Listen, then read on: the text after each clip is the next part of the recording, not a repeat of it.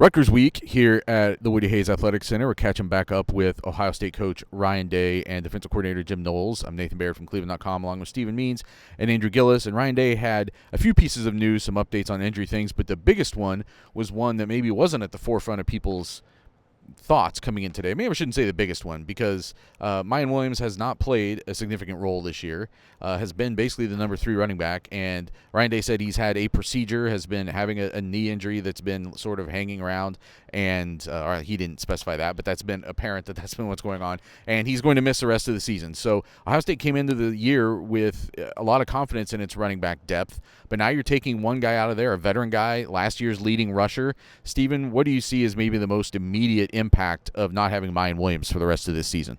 You're definitely not redshirting Dallin Hayden now. Can't do it because he's running back number 3 now. It more emphasizes that they got to keep Travion Henderson healthy. They got to keep Chip Trayanum healthy, and which means that we're probably going to see Dallin Hayden again over the next couple of weeks here heading into that Michigan game. Maybe not so much this week if Travion Henderson is healthy and if Chip Trayanum is healthy, but you've got Minnesota, you've got Michigan State on the schedule. There's going to be some games where it's not going to be worth Travion Henderson carrying the ball 15-plus times. So that's when you get Chip Trayanum involved. That's when you get Dallin Hayden involved. And so this is more of how does this impact Miyan Williams' future than it is how it impacts the Ohio State running backs room's future, because you've still got your top 2 guys and then the guy that, at least from the media side and maybe from a fan side, Dallin Hayden, who some people feel like should be one of the top 2 guys playing now. Yeah, it definitely removes a barrier between Dallin Hayden playing or not, because Miyan Williams has been 3rd on the pecking order.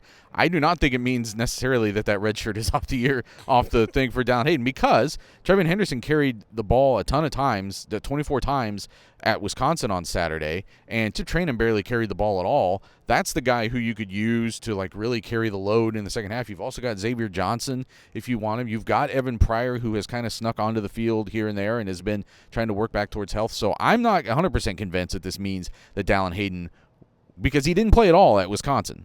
They're still playing Trayanum over him as the backup running back. So we'll see how that goes. It definitely removes a one rung from him getting onto the field, but I don't know that it means he won't end up only playing 4 or fewer games this season. Andrew, let's look ahead to next season, because all along we've sort of processed this as right or wrong that Travion Henderson can and maybe would leave if his NFL prospect status is deemed at the right level. Chip Trayanum could leave after this year. He's had enough eligibility. Miyan Williams has enough eligibility. Now he's played 4 years, but he came in 2020, so he has that year from the COVID year at his disposal if he wants to use it. Should he come back, do you think it helps Ohio State if he comes back next year to, even especially if those other guys leave, to have that veteran presence back? I think it absolutely helps them. I mean, you're talking about a running back room that is kind of setting up to be, as it looks right now, maybe Dallin Hayden and Evan Pryor is 1-2. When you talk about, Chip maybe leaving, when you talk about Travion maybe leaving, you just kind of have to account for those scenarios. So, I think that it helps having a guy like that back. They liked him in the short yardage stuff. That's kind of where they used him. And just having a veteran guy in that room, I think, would make a lot of difference.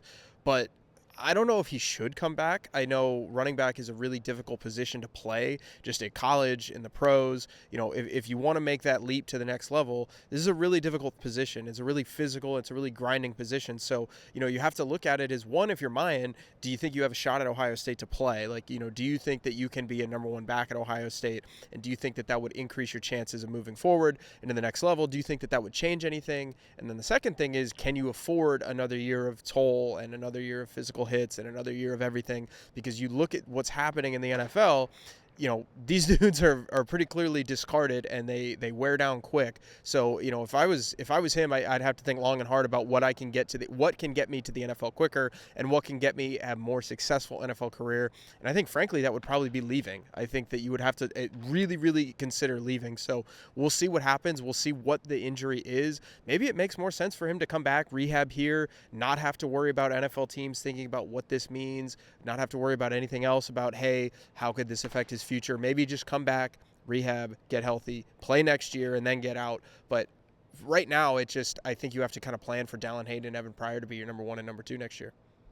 I think that has been the plan all along, that those guys would maybe be there. But all those guys could potentially return. And in Williams' case especially, it's like that argument between Do you need to prove your durability, or because it's been 2 years in a row now, and really even could go back a little bit farther than that, that he's been banged up to some extent, or is it better to go in with less tread on the tires? There are people at Ohio State who have called him a draft pick in the past, and we've talked about that on Buckeye Talk. So get Buckeye Talk wherever you can find podcasts. We'll be talking about the impact of this more there throughout the week and throughout the rest of the season. And get the text 614-350-3315 for updates like this one as soon as it came out of Ryan Day's mouth today from Buckeye Talk.